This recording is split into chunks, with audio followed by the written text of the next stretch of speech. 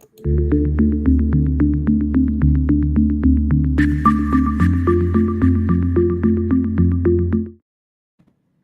afternoon and welcome to BizTech's Asian Midday Market Watch, powered by the Smart Investor Singapore.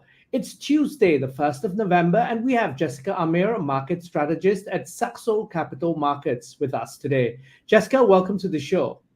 Great to see you again, Brian. And likewise, Jessica. Now, before we get your insights, let's take a look and see how crypto markets have performed and also how regional stock markets are performing. We start with Bitcoin, which is at 20,495.7. It's down 0.33%. Ethereum is at 1,589.16. It's down 0.04%. Now, looking across the regional stock markets, we start with the Straits Times Index out of Singapore. That's up 1.04%. Looking at the KLSC out of Malaysia, that's down 0.84%. That bucks the trend of an overall green performance across the region. Shanghai is up 0.86%. The ASX All Ordinaries is up 1.27%. The Nikkei is up 0.09%. The Hang Seng is up a whopping 2.58%. And rounding up the numbers, we've got the Kospi, which is up 1.22%. Now, Jessica, what's your view on how markets have performed in the first half of the day?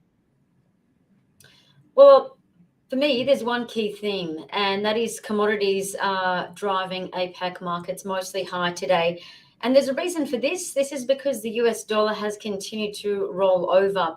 So if you dive into who are the best performers in commodities, you've got energy, you've got agriculture, and you've got lithium stocks across APAC moving higher today because the market is going back to its modus operandi. And Brian, it's focusing on the lack of supply again and how that'll translate to higher earnings for these key commodity companies. Now, tell us a little bit, because obviously that's the first translation is going to be to higher food prices. And that's really a function of the war in the Ukraine. Tell us about how this is going to feed in then into specific stocks in terms of earnings. Yeah, great question. So we have seen the wheat price move up markedly over the past 2 days. In fact, all in all, it's up about 6% across the past 2 days. And the reason for this, let's just pause on why this is, because Russia actually abandoned the Ukraine grain deal.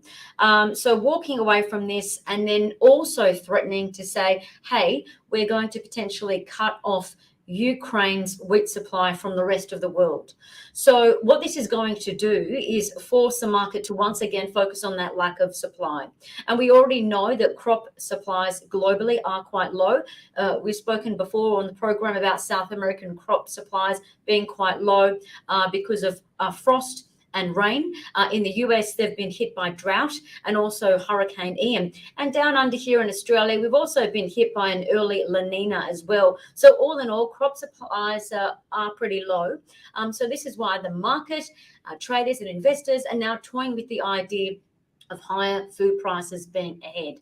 So key food stocks that are moving higher, of course, you've got the biggest wheat company in the US, General Mills, they're up higher.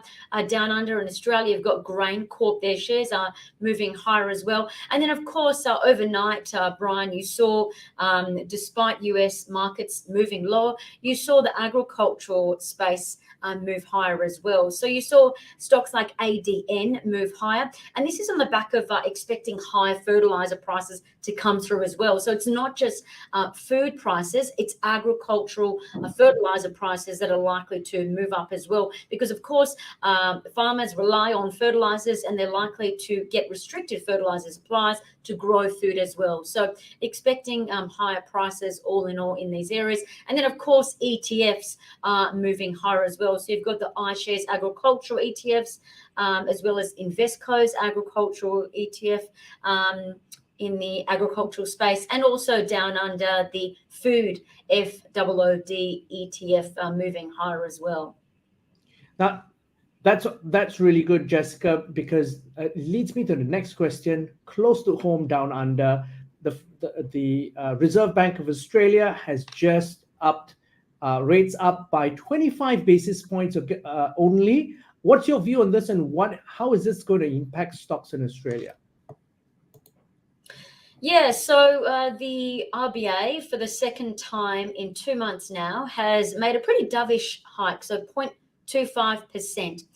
So we know, if you look back at history, the RBA has got a history of actually stopping rate rises ahead of CPI peaking. So the market is probably going to contend with this issue.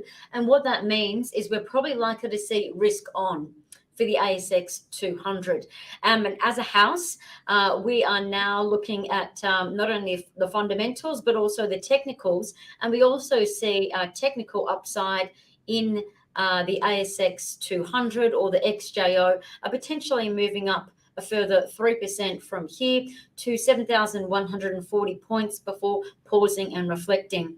But all in all, we do think that there's more upside ahead for the ASX 200, particularly those commodity parts of the market that are seeing the most earnings growth. We know earnings growth drives share price growth, so that's what traders and investors will be looking at.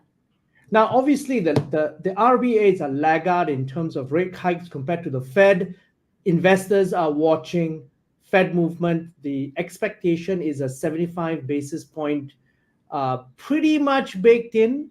What's your view on this, and how will this impact then the RBA moving forward? Yeah, I think it's all about the Fed. So this week, the full focus is on the Fed and their likely 0.75% hike that is baked in. However, there are some economists out there that have gone out on a limb and said we could potentially see a 0.5% hike. If we do say that, it means a risk-on rally. So it means that the overnight losses that we saw in the US major tech stocks will likely be returning to gains.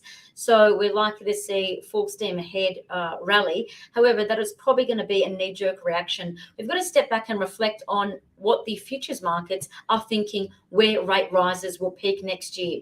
The US futures are saying that US interest rates will peak at 5% next year. This is at a time, Brian, really importantly to mention that price to earnings ratios and forward-looking earnings are pretty bearish. So we've seen all the big major US companies, Google, Amazon, Apple, effectively all downgrade future earnings. So PEs are now at their lowest levels since the GFC. So this is a concern.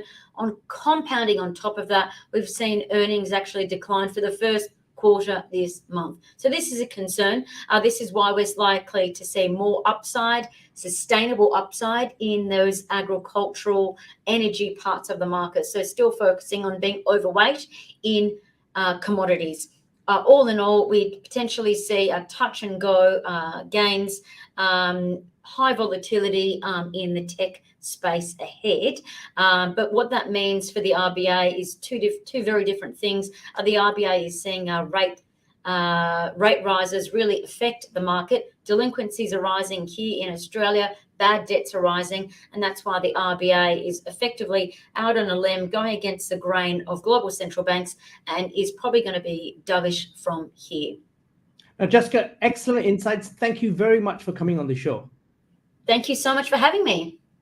Now, we've been speaking to Jessica Amir, market strategist at Saxo Capital Markets, on BizTech's Asian Midday Market Watch, presented by the Smart Investor Singapore. I'm Brian Fernandez. This video and podcast will be on our website, www.biztech.asia, as well as our social media platforms.